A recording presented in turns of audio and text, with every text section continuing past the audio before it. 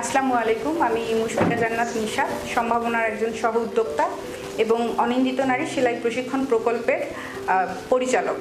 আমাদের অনিন্দিত নারী সেলাই প্রশিক্ষণ প্রকল্পটির মূল উদ্দেশ্য নারীদেরকে স্বাবলম্বী করা, কারণ আমরা বিশ্বাস করি নারীরা স্বাবলম্বী হলেই শিশুদের ভবিষ্যৎ হবে সুনিশ্চিত। এজন্য আমাদের এই প্রকল্পটির স্লোগান স্বাবলম্বী মা, সম্ভাবনাময় শিশু।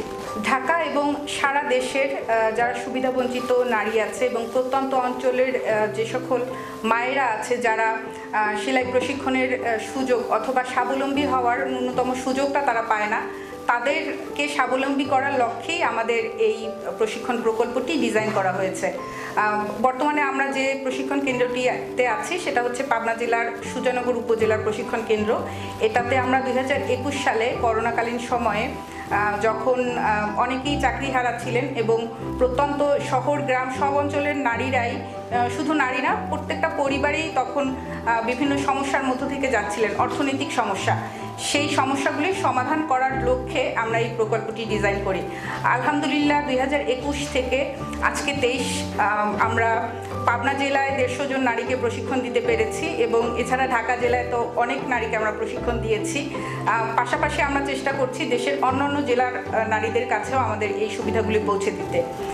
আমাদের এই প্রশিক্ষণ কেন্দ্রের অন্যতম লক্ষ্য নারীদেরকে স্বাবলম্বী করা। সে যে কোনো শ্রেণী এবং যে কোনো স্তরের নারী যেন আমাদের এখান থেকে প্রশিক্ষণ নিয়ে স্বাবলম্বী হতে পারে।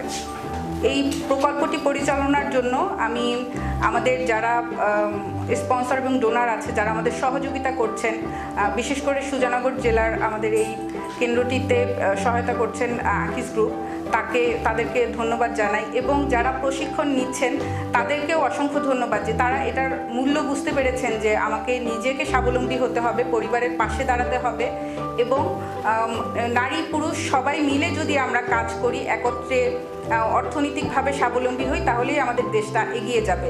আমি সকলকে অসংখ্য ধন্যবাদ জানাচ্ছি। এই প্রকল্প পরিচালনার জন্য আমাদের পাশে যারা ছিলেন তাদেরকে অসংখ্য ধন্যবাদ এবং আমি আশা ব্যক্ত করি যে এই প্রকল্পটি ধীরে ধীরে আরও উন্নতি করবে। ধন্যবাদ।